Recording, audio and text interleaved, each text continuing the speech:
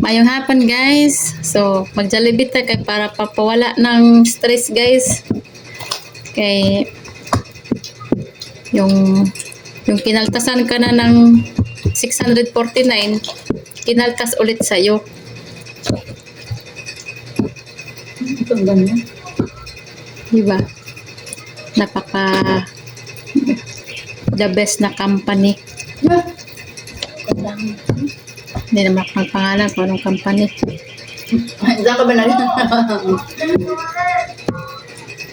Hindi man nila alam kung saan akong company. Ba?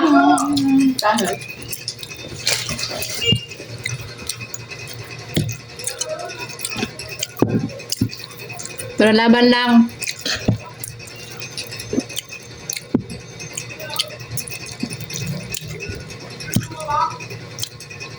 Ayun.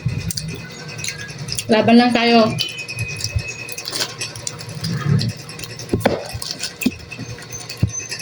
God is good all the time.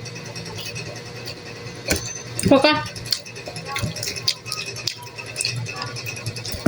Ba. Nagbili ako ng hamburger, chicken nuggets, tapos meron ditong fried chicken, tapos burger steak, burger steak. Tapos mayroon kaming Coke float, hindi po na isama sa Grab. So sabi ng Grab driver, babalik daw sila dito. So sabi ko, wag na lang,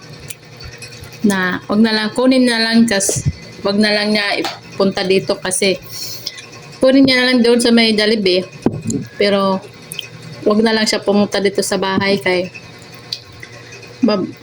traffic niya, malayo. Kaya sa kanya na lang, binigay na lang namin sa kanya. Sayang man. Di bahay ko? Kaya Coke float lang naman yun. Di naman siguro yun ikayaman ng Grab driver kung di niya maibigay sa amin.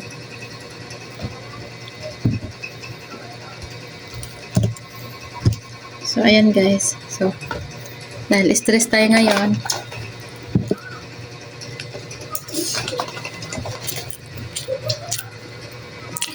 nung kinagasan ka kayo,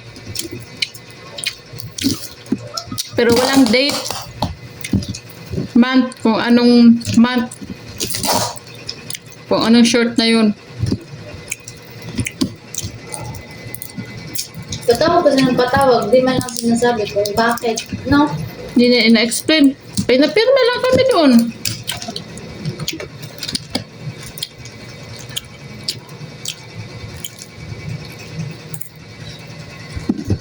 Nakaltas na nga yun eh.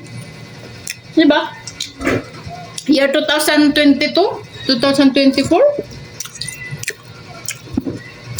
Tapos, inungkat nila ngayon 2025. Buti nga nag-resign. Swerte naman mga nag-resign, kasama pa sa listahan.